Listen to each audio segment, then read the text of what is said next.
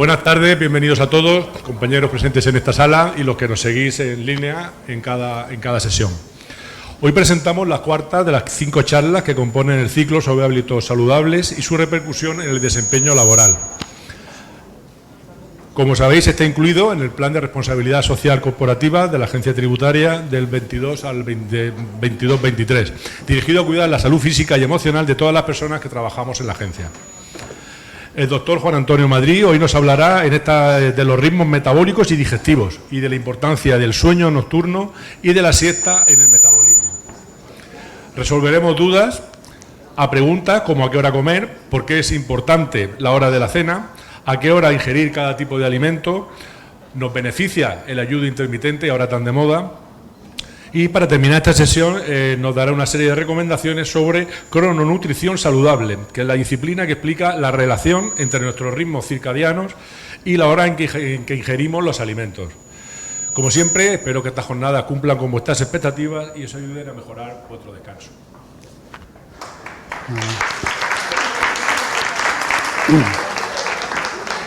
Bueno, venga. Todo tuyo. Venga.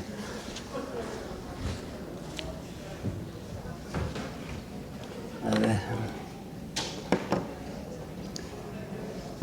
Bueno, antes de nada, de nuevo, muchísimas gracias. La cuarta sesión empieza hoy. Gracias por ser tan fieles a esta serie de sesiones, sobre todo a una hora tan introspectiva y tan mala para todos, ¿no? Bueno, yo hoy voy a hablar de algo que es la comida, pero no lo voy a hablar desde el punto de vista clásico. Siempre pensamos en la comida como qué comemos, ¿no? ¿Cuál es la composición? En grasas, en carbohidratos. Yo voy a hablar sobre todo de cuándo comemos. Fijaros que es una pregunta que en la ciencia solamente se ha planteado hace 10 o 15 años. Igual que llevamos muchísimo tiempo estudiando la composición, hemos empezado a estudiar el efecto de la hora y ya veréis que el efecto de la hora es tan potente como lo que comemos. Sin embargo, esto que ha empezado con la crononutrición hace 15 años... ¡Ay! Ahora se va. ¿Tenemos un problema aquí o no? El caso es que se sigue viendo aquí en mi pantalla. Ahora, vale. Bueno, esto que hemos empezado recientemente en ciencia, mirar que ya desde el 1100 y pico se decía, ¿no? Este refrán, pero no es el único. Cuando te vas al Quijote, dice, come poco, cena más poco, que la salud de todo el cuerpo se fragua en la oficina del estómago. Pero me he encontrado con un libro que recopila frases sobre este tema, que es del 1600 y pico. A ver, fijaros lo que viene a decir. Más mató la cena que sanó Avicena. Por mucha cena, nunca Nochebuena. No le quiere mal quien hurta al viejo lo que ha de cenar. Eso está muy bien. Quien quisiere vivir sano, coma poco y cene temprano. Y después de comer, dormir. Asume que se puede dormir la siesta. Pero, y de cenar, pasos 1000. Fijaros la cantidad de historias que hay alrededor de la hora y de las comidas, ¿no? Pues un poco este es el tema que vamos a tocar hoy. Sí que voy a empezar con un poco, porque como la formación de cada uno es muy heterogénea, yo sé que todos estamos muy interesados en nutrición, pero no todo el mundo sabe unos cuantos elementos básicos de la nutrición. Bueno, pues el que los conozca, pues no sé, un poco va a ser algo redundante, ¿no? Vamos a ver un poquito de bases de nutrición y después vamos a empezar a hablar de qué importancia tiene comer a las mismas horas. Ese es el primer punto. El segundo, ¿qué importancia tiene el ayuno y el sueño? Ese va a ser el tema del contraste. Tercero, ¿cuándo comer? Desayuno, la comida y la cena. Y al final he tenido que dejar ahí un popurrí, un cajón desastre. ¿Por qué? Porque quiero introducir la microbiota y el ejercicio físico y algún elemento que se queda fuera de todo este esquema, ¿no? Vamos a empezar con un poco de nutrición, hablando de algo de nutrición. Perdonad los que ya lo sepáis, ¿eh? Primero, alimento no es lo mismo que nutriente. El alimento es las naranjas, el pan, la fruta o la carne, ¿no? Es un conjunto de nutrientes que están mezclados. Y yo puedo comer un alimento que tenga todos los nutrientes. Básicamente hay seis nutrientes, que son estos: el agua, los carbohidratos, las proteínas, la grasa, las vitaminas y los minerales. Claro, cuando yo me como un bocadillo de jamón, eso no lo puedo absorber.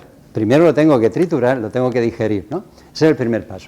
Y además lo tengo que digerir, no sé si sabéis, las proteínas, ¿sabéis si se absorben enteras?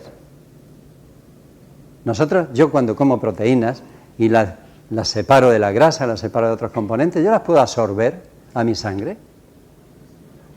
No. Primera cuestión, no se absorbe. Es decir, yo tomo colágeno para las rodillas. ¿Y cuánto colágeno me llega a la sangre? 0. ¿Vale? Lo que sí me llegan son los aminoácidos que componen el colágeno. Con esto no quiero decir que no haya que tomar colágeno. Esos aminoácidos luego los vuelvo yo a unir en mi cuerpo y vuelvo a formar colágeno. Pero no metemos proteínas. Ojo, si alguien tiene permeabilidad intestinal y las proteínas atraviesan y llegan a la sangre, tendrá reacciones alérgicas. Por tanto, no es algo que hay que evitar siempre. Bueno, una vez que las tenemos ahí ya rotas en aminoácidos, en elementos, ¿qué vamos a hacer? Absorberlas. Hay una parte que no podemos absorber y la eliminamos en las heces, la absorbemos. Muy bien.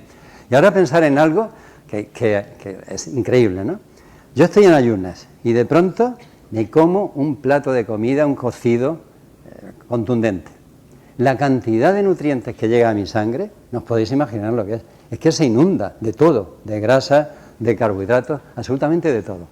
Y entonces mi metabolismo lo que tiene que hacer es decidir qué hago con todo esto. Y a dónde llevo cada nutriente, ¿no? Y entonces, a través del metabolismo, lo que hacemos es que una parte va a las estructuras, a músculos, a los huesos, lo dejo ahí. Otra parte lo utilizo en la energía que necesito para moverme y para funcionar. Ya estoy gastando todo. Pero ¿y si me sobra? Y que me va a sobrar mucho. Lo llevo a los almacenes. O a veces resulta que hay algo que no me llega por el alimento y lo tengo que producir yo, lo sintetizo. Esas son todas las variantes que hay. Bueno, por cierto, hay otra parte. Si yo tomo, por ejemplo, mucha vitamina C, ¿yo eso lo puedo almacenar? No. No iría a los almacenes, no tenemos almacenes para la C. Para la D sí, la C no.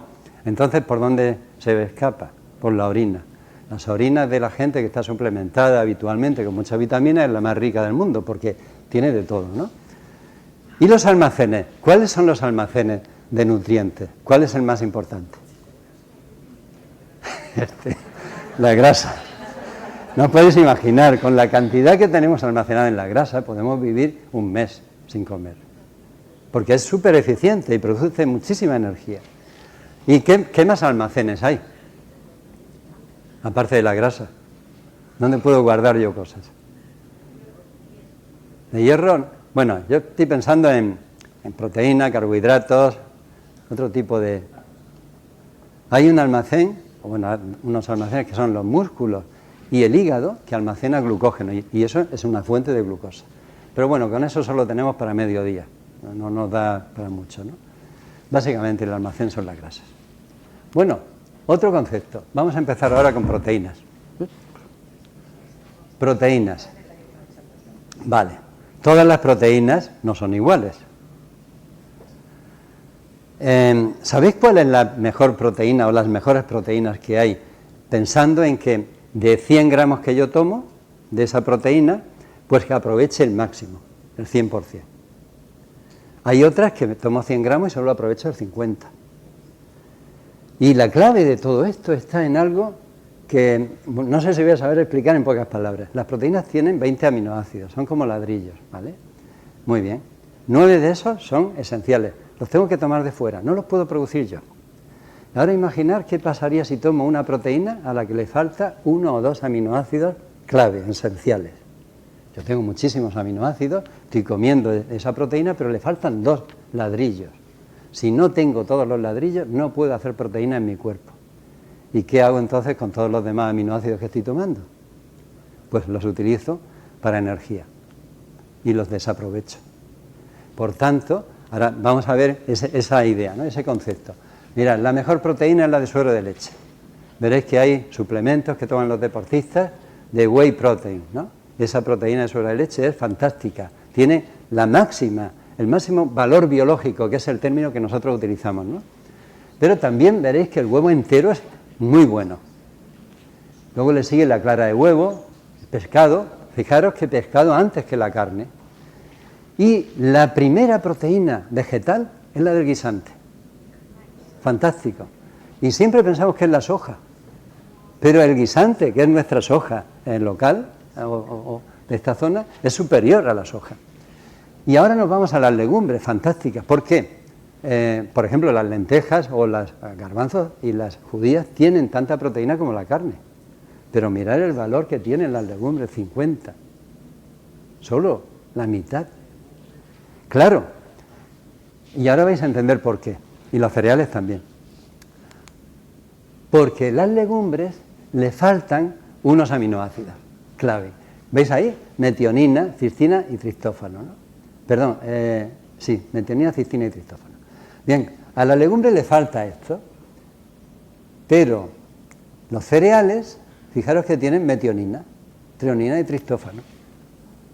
Entonces, si yo tomo solo lentejas, tomo una proteína incompleta y no puedo aprovecharla bien. Pero si tomo lentejas con arroz, si tomo arroz y habichuelas, si tomo garbanzos con arroz, o si tomo legumbres con pan, que es un cereal, yo estoy complementando. Fijaros que la sabiduría gastronómica tradicional suele unir esos dos elementos. Y esa es la clave. Si tú unes esos dos elementos, tienes carne. Pero si no, si los separas, no las tienes. Porque no vale que coma lentejas a mediodía y por la noche tome cereales. Porque no se juntan en el proceso de síntesis y entonces pierde una parte. Bueno, pues si surge alguna pregunta me la planteé. Y ahora vamos con las grasas. ¿Cuál es la peor grasa que podríamos tomar? ¿Cuál es la que deberíamos de eliminar de nuestra dieta? ¿Cuál? Sí, la bollería, pero ¿qué grasa tiene? ¿Cómo se llama? Saturadas, pero hay un tipo de grasa. ¿Habéis oído hablar de las grasas trans? Vale, pues ahora las vamos a introducir. Primer tipo de grasa, saturada normal, la del tocino, la de la mantequilla, ¿vale? Esa es la grasa saturada. ¿Hay que dejar de comerla? Pues no, pero hay que comer poquito, muy poco. Vale, segundo tipo de grasa. Empezamos ya con las insaturadas, la monoinsaturada, aceite de oliva, fantástica. Esa, hombre, no vas a tomar 30 cucharadas al día, pero está muy bien tomar 10 o 15. Siguiente grasas, todos lo sabéis, las poliinsaturadas. Omega 3 y omega 6. ¿Vale? Y esto igual no lo sabéis, pero en la dieta nuestra tomamos 20 veces más omega 6 que omega 3. Está súper desequilibrada y deberíamos de tomar casi lo mismo o una relación 4:1, más o menos. Entonces tenemos que aumentar los omega 3. ¿Y dónde están los omega 3? Pues fundamentalmente en los productos marinos, en el pescado graso, en las nueces, que también llevan, y hay una semilla que lleva omega 3, que es el lino, y el aceite de lino.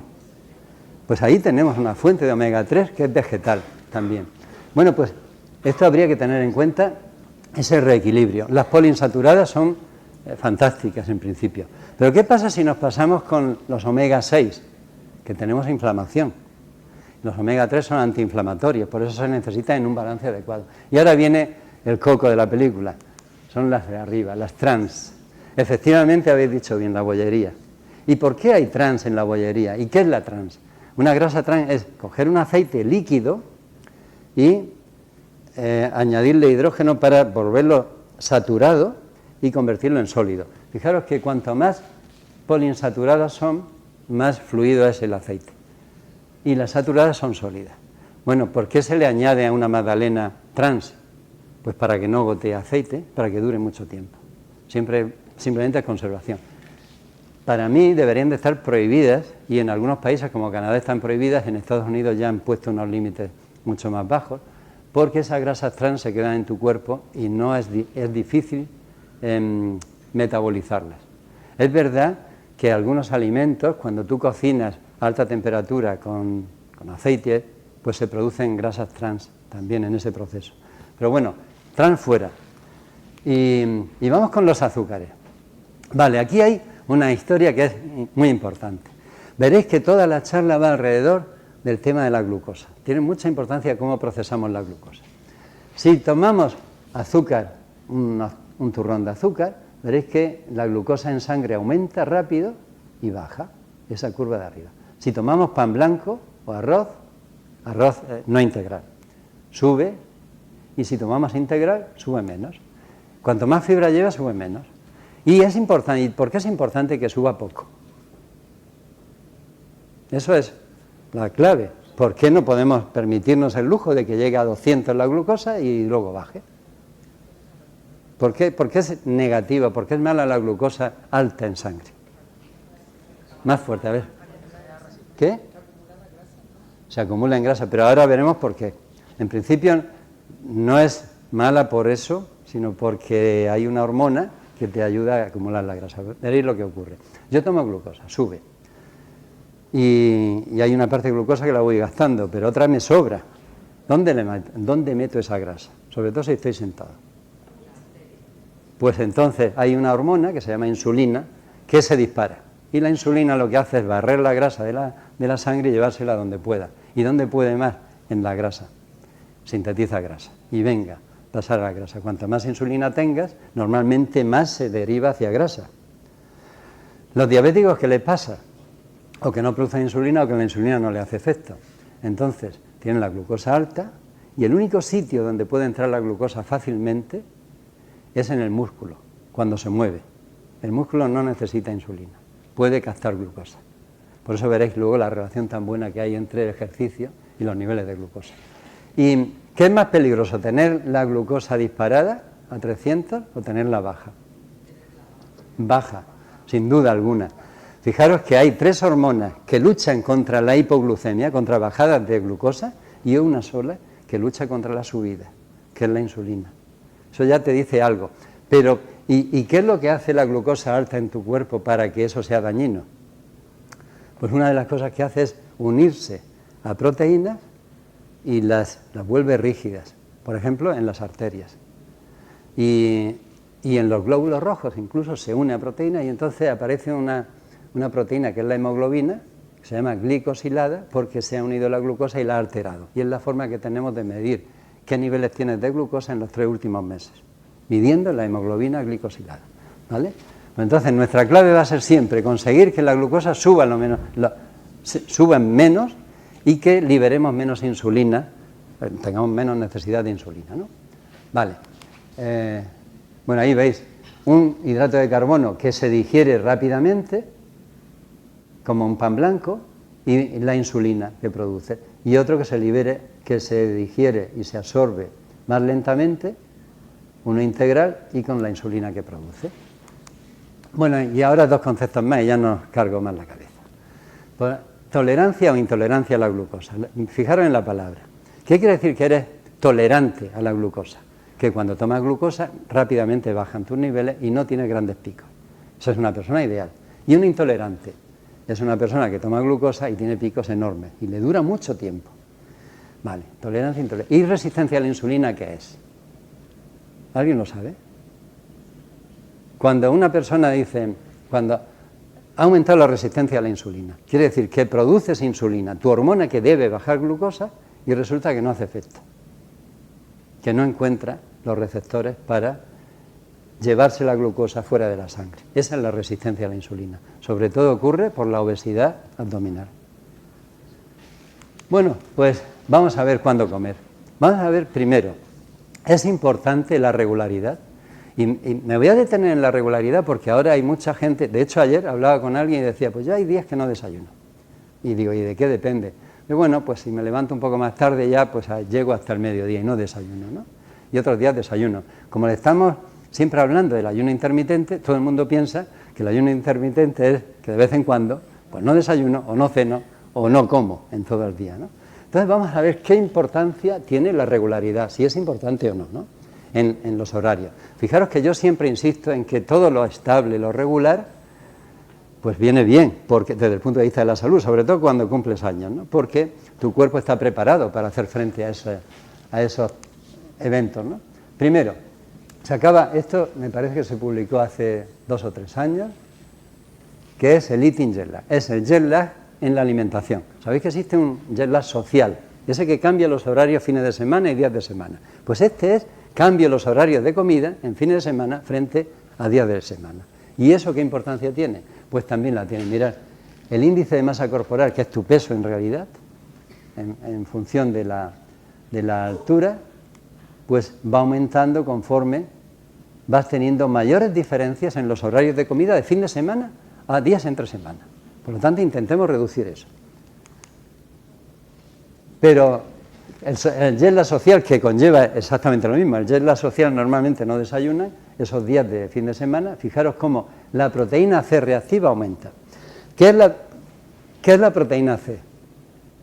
¿Alguien sabe para qué sirve? Es el mejor marcador de inflamación. Cuando tengáis una analítica, mirad proteína C, porque eso mide vuestro nivel basal de inflamación. No tenéis por qué estar enfermos. Podéis tener inflamación que se llama subclínica y no produce síntomas aparentes. Bueno, pues aumenta la proteína C. Aumenta esa hemoglobina dañada por la glucosa. Y esa que es un índice que yo decía antes de que la glucosa está alta, pues aumenta con el jet lag. Aumenta el diámetro de la cintura y aumenta la obesidad y el síndrome metabólico. Ahora hablaré del síndrome metabólico. Bueno, y nada, olvidaros de todo ese follón. Es el último estudio que acabo de encontrar de Japón con miles y miles y miles de personas donde han estudiado regularidad y qué pasa en esas personas, en salud, en psicología y demás, ¿no? Fijaros las relaciones que han encontrado. Cuanto más irregulares son los horarios de comida, el picoteo es mayor. Estos son asociaciones. Quiero que entendáis que en ciencia una asociación no es causa. Ninguno es causa de nada, ¿no? O sea, tú puedes tener un pueblo donde hay muchos curas y muchos nacimientos y no tienes por qué asociar los curas con los nacimientos, ¿no? Con estadísticas. O cigüeñas con nacimientos, y a lo mejor es simplemente porque son lugares a lo mejor menos desarrollados, tienen más natalidad y no está. Eso es una asociación. Asociación es esto también. Causalidad es demostrar de verdad que yo hago esto y cambia. Es decir, quito los curas y los nacimientos desaparecen. Eso sería causalidad. Pero asociación no. Asociación dice, hay más picoteo. Muy bien. La frecuencia de desayuno, fijaros que va, es que lo he subido, va bajando. Las calorías de desayuno son menores, con mayor irregularidad. La dieta es más desequilibrada. El picoteo nocturno aumenta. Aumentan los alimentos salados. El tiempo entre cena y sueño. Solo marco lo significativo estadísticamente.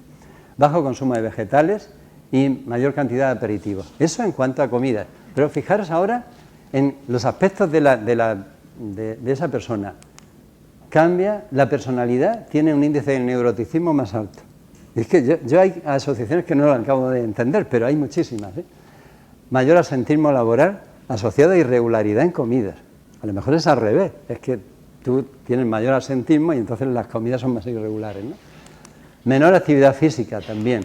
Y todo eso que veis en la columna son asociaciones con el sueño. El sueño y la irregularidad de comida están enormemente relacionadas. Esto nos daría para un día entero. La salud física también está alterada y la salud mental. Entonces, claro, la conclusión es, por favor, la regularidad es importante, incluso más importante de lo que yo pensaba. Y ahora vamos con el contraste. Acordaos que siempre decía, contraste, diferencia entre día y noche. Pero el contraste hay que entenderlo como diferencia entre día y noche equilibrada. No nos vamos a ir ahora a desequilibrar las cosas, ¿no? Y solamente voy a hablar de dos cosas, de sueño y de ayuno. Vamos a empezar por el sueño. Un tiempo suficiente de sueño. ¿Cómo influye eso en nuestro metabolismo? Pues esta gráfica, creo que ya lo presenté una vez, me sirve para introducir este aspecto.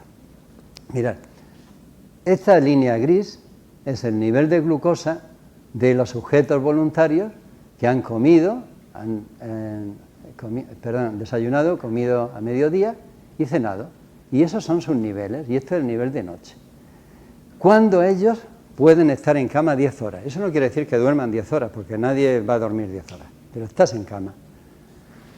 Y estos otros, los negros, son los mismos a los que se le ha cambiado el régimen, se le deja solo 4 horas en cama. Claro, 4 horas en cama, duermen las 4 horas, porque cuando lo has hecho 2 días tienes un sueño tremendo. Pues mirad cómo se ha alterado la glucosa. En todas las comidas. Por cierto, las comidas son siempre iguales, para que no haya influencia del tipo de comida de cada uno, ¿no? Entonces, dormir menos, ya empezamos a tener picos de glucosa más altos. Y ya sabéis que ese pico de glucosa más alto va poco a poco dañando, ¿no? Bueno, esto también se ha hecho en el laboratorio mucho más controlado, Y aquí lo mismo, 8 horas de sueño por noche, rojo, y 4 por noche, azul, pues la glucosa aumenta más cuando duermes menos. ¿Y qué pasaría? Y ahora vamos a entrar con la insulina. ¿Qué debería pasar con la insulina? La hormona que cuando detecta que hay azúcar, aparece y baja luego el azúcar en sangre. Cuanto más azúcar tengas, más insulina deberías liberar. Entonces, ¿quién de los dos, el de 4 horas o el de 8 horas, debería tener la insulina más alta? Porque ahora esto se puede interpretar de otra manera. Dice, es que este rojo, la insulina es más, no sé, se libera más y consigue bajarlo más rápidamente, mientras que a lo mejor el que duerme 4 horas tiene un pico más alto porque no produce tanta insulina. Eso sería lo primero que uno pensaría. Pero hay otra segunda explicación. A ver si es que va a aparecer resistencia a la insulina, es decir, que aunque produzca insulina no te hace efecto. Pues mirad, el azul produce más insulina. Claro, pues si produce más insulina, ¿por qué no ha bajado? Ahí está la clave, porque es resistente. La clave no está que no produzca insulina, es que te vuelve resistente a la insulina por dormir poco. Y es una cosa increíble, disminuyen los receptores. Y ahora vamos a ver otras hormonas. La leptina, ¿os suena? Es la hormona de la saciedad, la que te quita el hambre. Bueno, vale. Sí. Y la leptina nos quita el hambre. Cuando tienes leptina alta, no comes. Y normalmente aumenta por la noche. La mayoría de las personas tienen la leptina alta por la noche, entonces por la noche no tienes hambre. Pero si tienes la leptina baja por la noche, te levantas al frigorífico porque tienes mucha hambre. Y la hormona contraria, siempre hay una que hace una cosa y la contraria, ¿no? Digamos, la mala es la grelina, la que te da un apetito brutal. Vale, tenemos una y otra. Y ahora, vamos a hacer la misma prueba, 4 horas de sueño. Y sin mirar los resultados.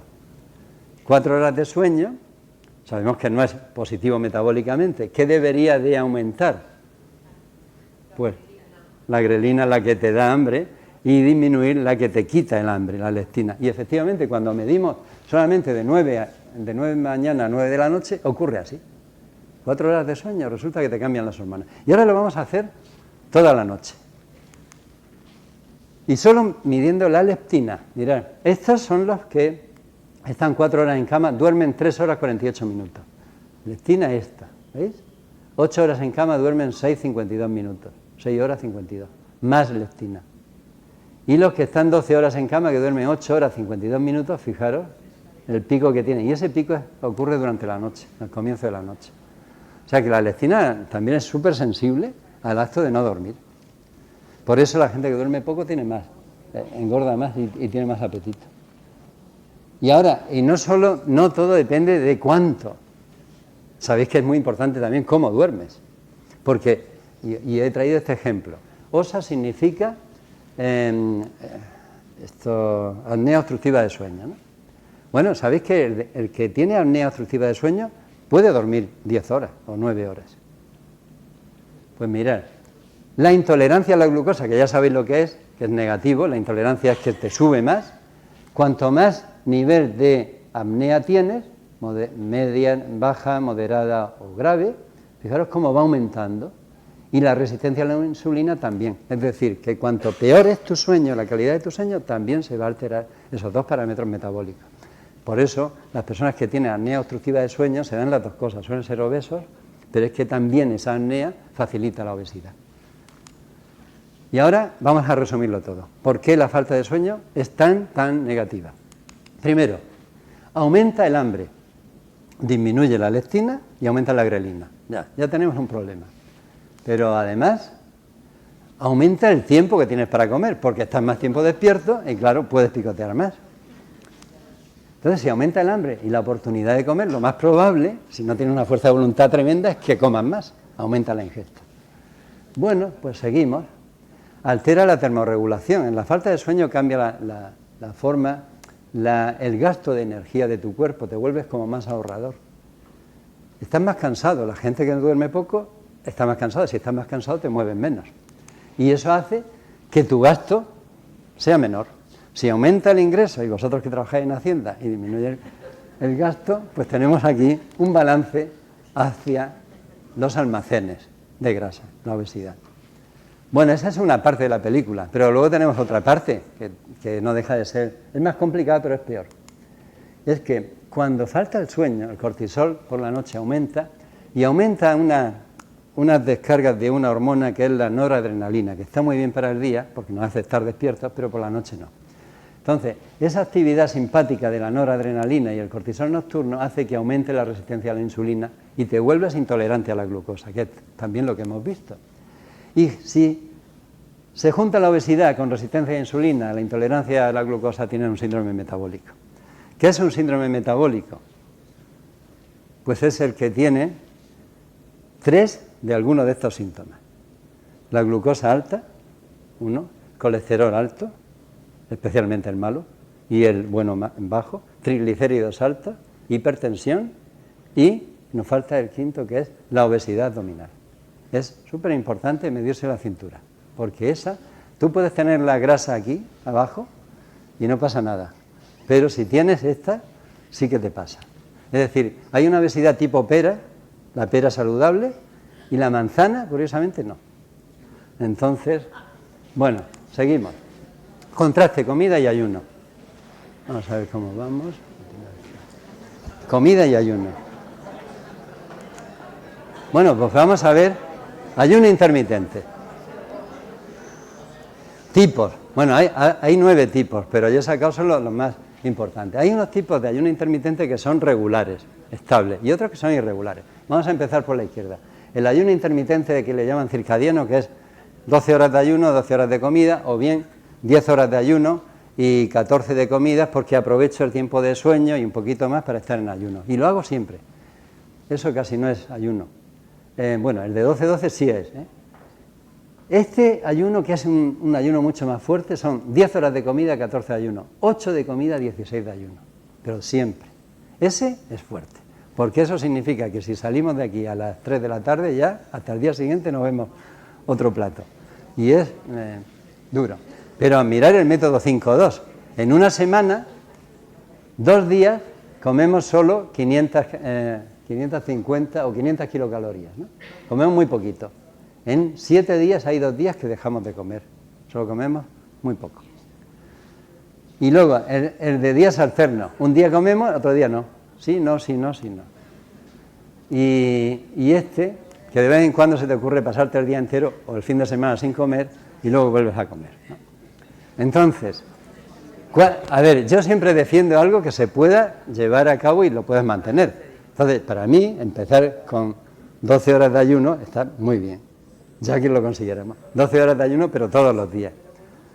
Bueno, si algún día alguien quiere hacer un ayuno el fin de semana, pues todas las religiones están llenas de normas sobre el ayuno y cuando ellas lo han instaurado es porque algo debe de funcionar, ¿no? Pero yo soy siempre partidario de estas categorías, ¿no?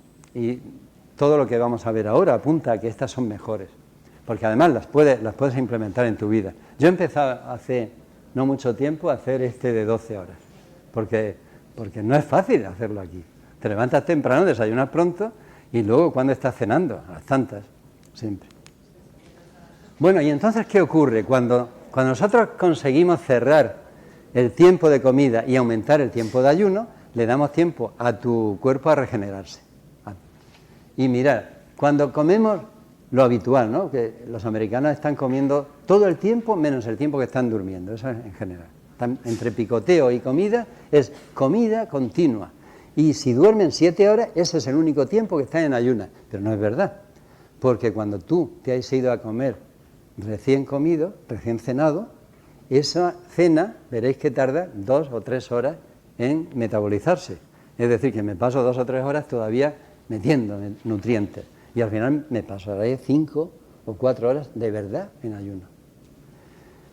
Si hacemos, por ejemplo, un periodo de 12 horas o llegamos hasta las 14, alguien muy motivado puede llegar hasta las 14, pues veréis cómo se revierten estos efectos de comer durante demasiado tiempo, que eran aumento de peso, depósitos de grasa, intolerancia a glucosa, deterioro del páncreas, el hígado graso y la inflamación.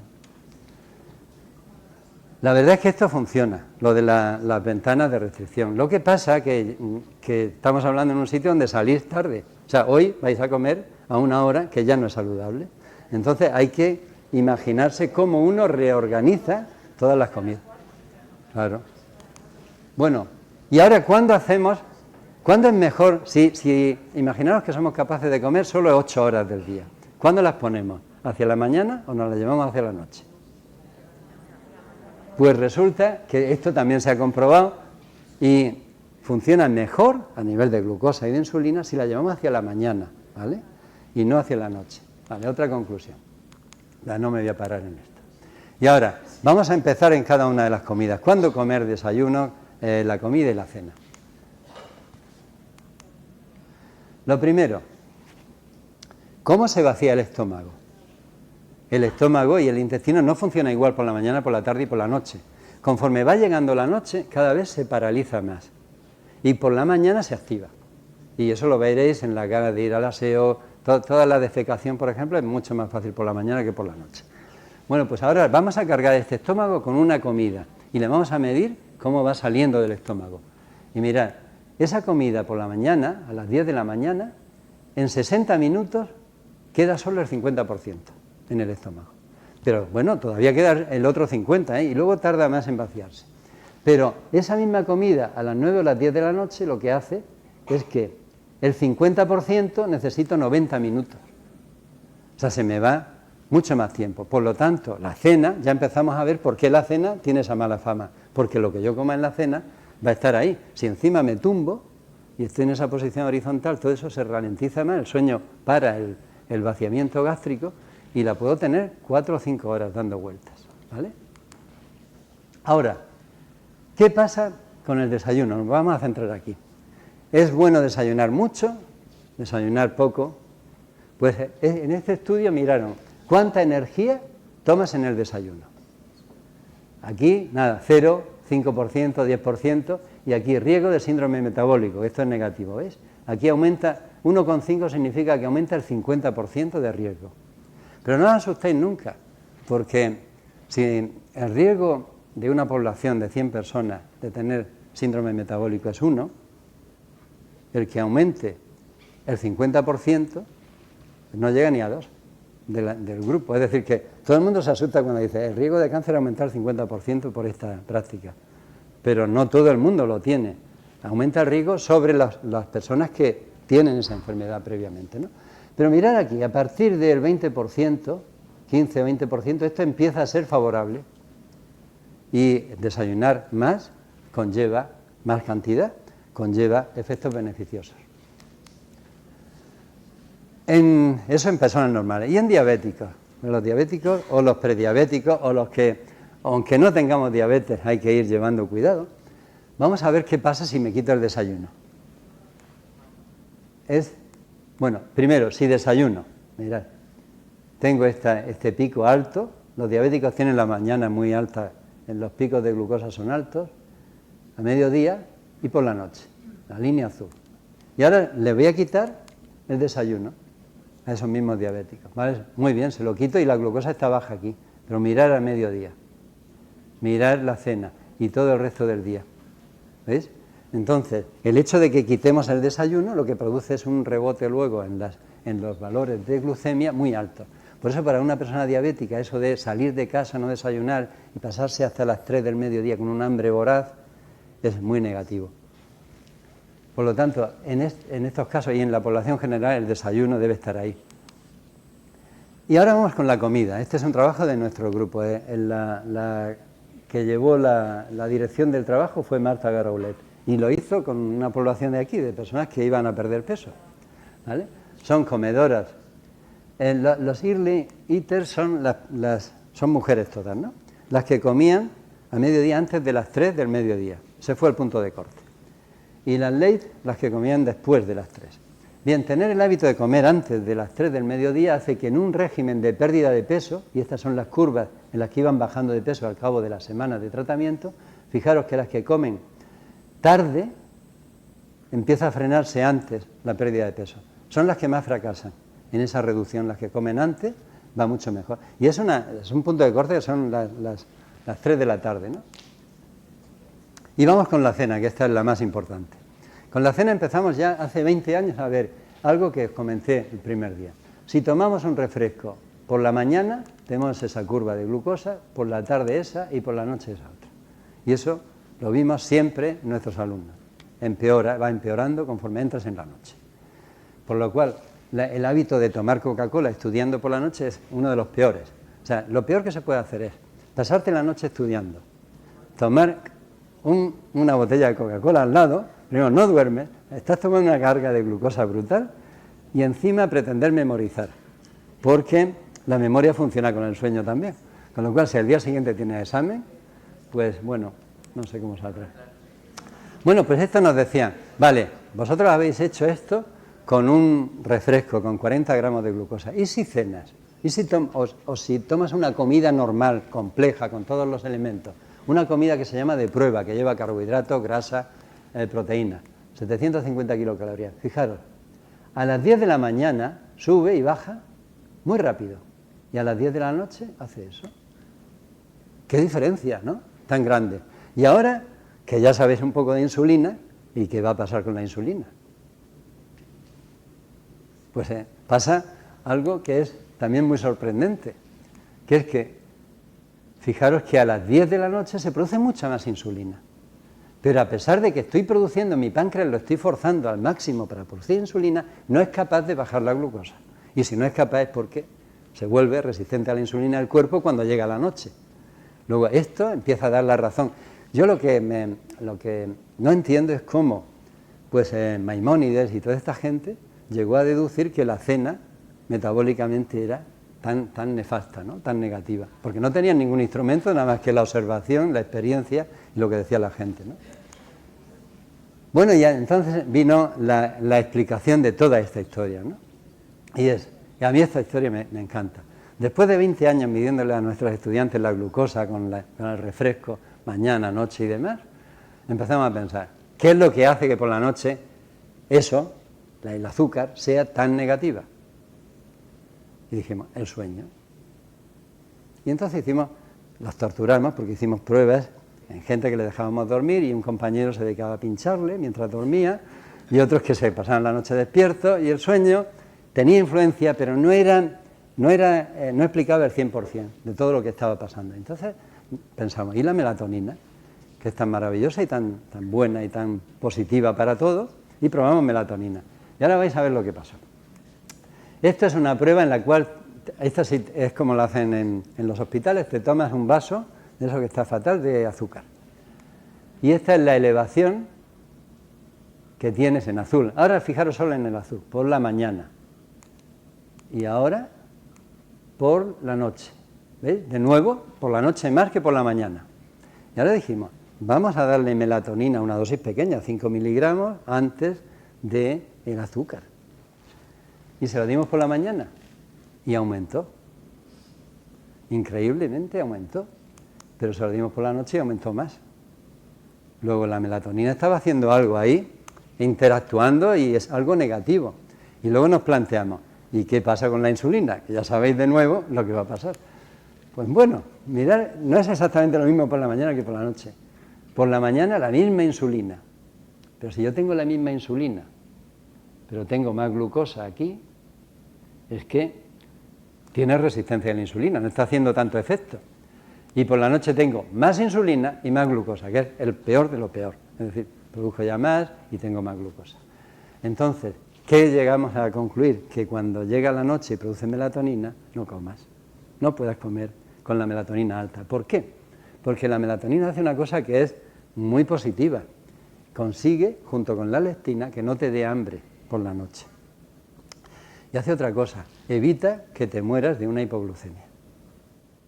Porque si tú dejas de cenar a las 7 de la tarde y te pasas hasta las 10 de la mañana sin comer durante toda la noche, el riesgo de que la glucosa te baje por debajo de 70 o de 60 es muy alto. Entonces necesitamos hormonas que protejan eso, y la melatonina lo hace.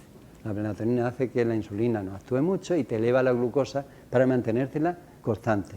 Y eso que está muy bien, cuando comes azúcares antes de dormir, con melatonina, pues te sienta mal. Y esa sería un poco la clave, ¿no? Y ahora vamos a ver otros factores. Y con esto ya terminamos. Vamos a ver cómo voy. Bien. Otros factores rítmicos. El orden de los nutrientes. No sé si habéis oído hablar que es importante el orden en el que te comen las cosas. Incluso en el mismo plato, si uno puede elegir, tú puedes deconstruir el plato y comértelo en el orden que yo voy a comenzar ahora, ¿vale? Entonces, tú sabes que, mirad, si como grasa, el nivel de glucosa apenas aumenta. Si como proteína, aumenta un poquito más. Es que de las proteínas nosotros hacemos luego glucosa. Si como carbohidrato, aumenta más. Pero si tomo un carbohidrato como el azúcar, mira lo que hace, ¿no? Entonces, mi objetivo va a ser aplanarlo todo, bajar esa respuesta. Y vamos a empezar a ensayar dietas como las que podemos comer en casa. Tengo ahora disponible arroz blanco, carne y verdura. Un plato de brócoli, verdura o verdura fresca, lechuga, una ensalada, luego con carne y luego el arroz. Y voy a ir cambiando el orden, ¿vale? Vamos a ir cambiando el orden. ¿Cuál creéis que será el mejor? No, peor. El peor. El peor. ¿Cuál sería? Empezar por el arroz. Empezar por el carbohidrato. Sin duda. Mirad, es un poco complicada la gráfica, pero esto que veis aquí, que es la glucosa, este es el peor, es este de aquí, que es arroz, vegetal, comida. Eso, lo del vegetal, perdón, comida, vegetal, carne. Eso da igual, porque puede ser carne antes, pero el problema es el arroz primero. Porque si tú ensayas, comes vegetales primero, carne y después arroz, tienen mejor perfil. Si haces carne, vegetales y arroz también, es decir, eso lo podemos un poco intercambiar. Pero la clave está en si conseguís meter fibra al principio, perfecto. Si tienes un plato complejo, yo siempre empiezo por las verduras. O sea, si hay una paella y ahí lleva alcachofa, lleva verdura, pues empiezo con la verdura, porque no tengo otra oportunidad a lo mejor, ¿no? Y me dejo siempre el arroz para el final. Y eso consigue aplanar tanto la glucosa como, como la insulina, pero ya la he quitado para no seguir. Y ahora vamos a ver la importancia que tiene caminar. Bueno, el caminar es fabuloso, no hace falta hacer un gran ejercicio. Quien tenga un perro y necesite sacarlo a pasear, puede programarlo justo en este momento. Mirad, aquí son distintas pruebas. Las dos curvas que veis aquí arriba son tomando una 0,75 de carbohidratos y el doble de carbohidratos, pero prácticamente hacen lo mismo. Pero imaginaros que ahora, después de acabar la comida, empezamos a caminar 30 minutos. Mirad lo que pasa. Esto de aquí abajo. ¿Cómo ha quitado el pico? Y entonces se plantearon, ¿y es que es necesario caminar 30 minutos?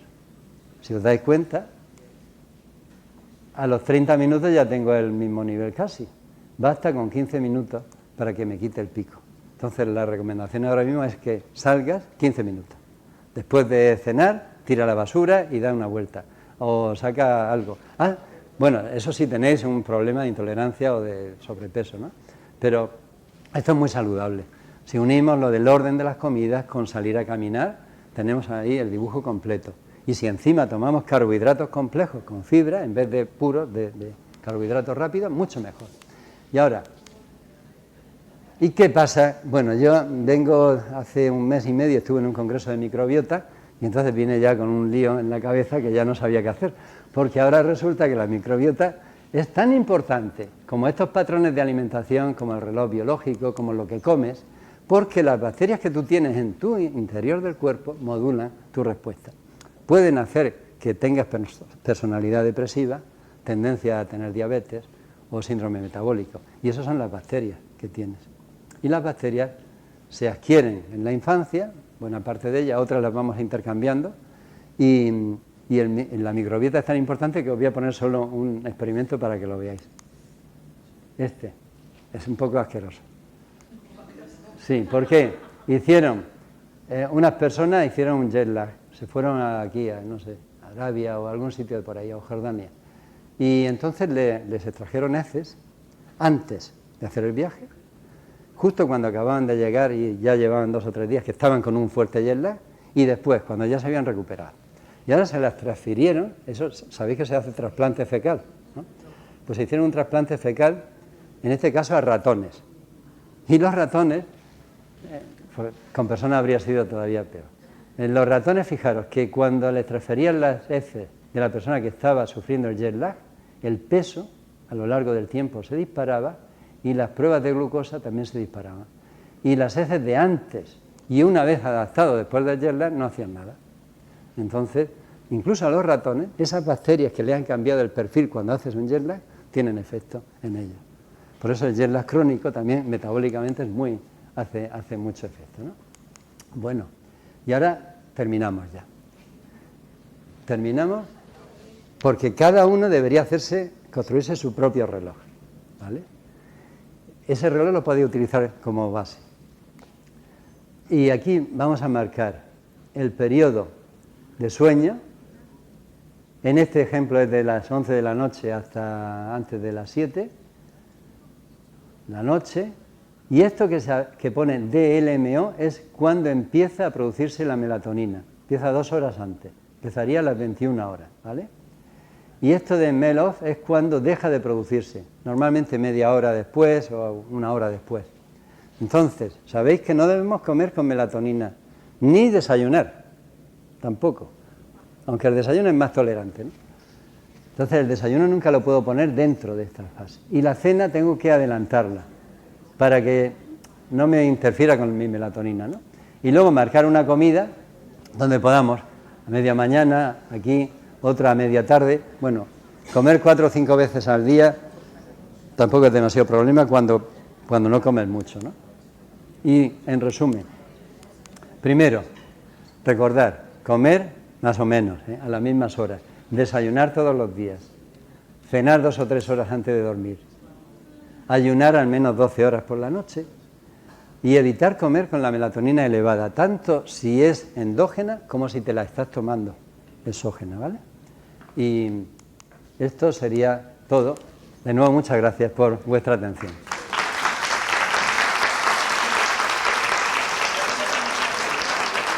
Bueno, si tenéis alguna pregunta, desde luego estaré encantado de responderla.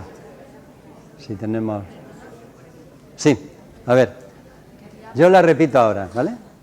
Para evitar los picos de glucosa, lo de tomar un poco de vinagre antes de las comidas. Dice, para evitar los picos de glucosa, tomar un poco de vinagre antes de las comidas. Se puede tomar en la misma comida. El vinagre va muy bien. Por ejemplo, si le echas vinagre a unas lentejas o aliñas la ensalada con vinagre, porque eso iría en el orden que yo estaba diciendo del vegetal primero con vinagre, fenomenal. De hecho, el vinagre se utiliza, incluso si te lo tomas por la noche, baja la glucemia al día siguiente. Si te vas a hacer una analítica, muchas veces baja el nivel de glucosa. Lo que pasa que, jolín, el vinagre es que te tiene que gustar. Porque, a ver, la cena, pregunta, 2 o 3 horas antes de dormir. Si pueden ser 3, mejor. Pero muchas veces hay que buscar lo que es posible en nuestra sociedad. Y es muy difícil, porque hay mucha gente que sale de trabajar muy tarde y hasta que ya se relaja y cena, pues se le echa las horas, ¿no? Pero claro, lo ideal es que hayas hecho toda la digestión. Y encima la cena pequeña, ¿eh? Siempre que tengamos que organizar las comidas, desayuno y hasta el mediodía, todo lo que podáis o lo que necesitéis. Pero a partir de ahí, que vaya bajando ya. Sería lo ideal. ¿Qué? ¿Qué dice? Ah, no. A ver. Si cenas poco, dice, te acuestas con muchísima hambre. Depende de cómo esté tu metabolismo de la glucosa. Sabéis que las personas que tienen picos de glucosa son las que desarrollan más señales de hambre. O sea, por eso también aplanar la glucosa te ayuda a controlar el hambre. Cuando una persona tiene prediabetes, una de las cosas que nota es que come vorazmente, que tiene muchísima hambre cuando llega el mediodía. Parece que está muerto de hambre, ¿no? Entonces, si lo vas aplanando, vas consiguiendo atenuar eso.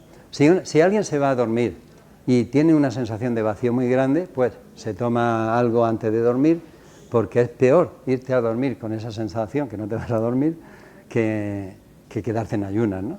Pero no romper mucho el ayuno. Algo que simplemente, pues a veces un poco de leche, un yogur, algo que te mantenga, te quite esa señal de pronto, ¿no?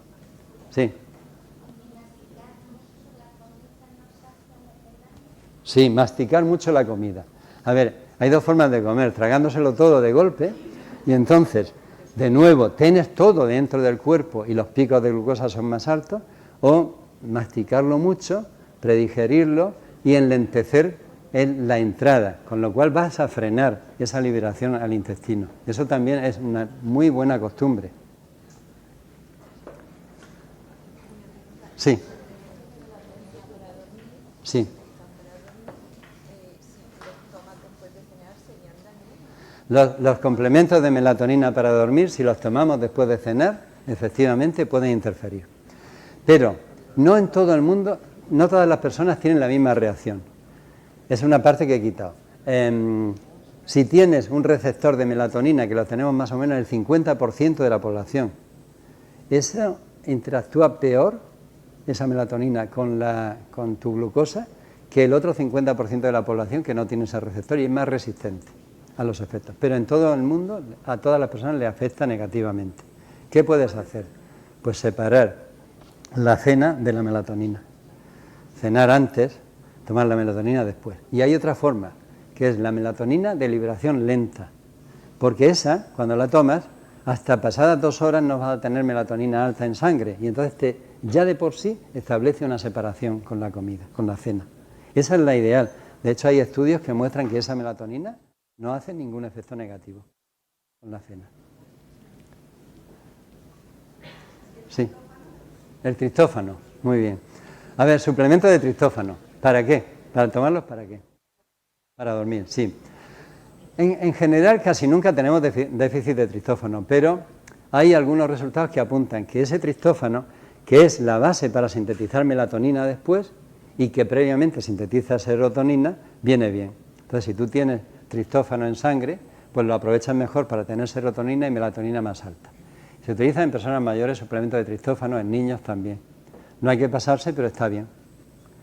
De todas formas, hay muchos alimentos. La carne de pavo lleva mucho y el chocolate también. Sí. Bueno, pues, si no hay más preguntas, ¿qué vamos a hacer la semana que viene? Que terminamos ya.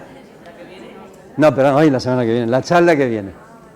Bueno, vamos a terminar con lo que nos queda, que es actividad física, el tiempo social, vamos a hablar un poco de los horarios, porque los horarios, fijaros que condicionan la vida de la gente. Es como el urbanismo para ver si la gente sale a la calle a pasear o se relaciona o se queda en su casa. Y me gustaría hacer algo también ya de la parte mental, porque eso es para dejar ahí lanzado otro tema que a lo mejor en el futuro pues tendréis algún curso por parte de otra gente en este campo, ¿no? Porque fijaros que el tema del insomnio, que es muy prevalente, el mayor condicionante va a ser cómo lo manejan mentalmente. Y bueno, pues ya está.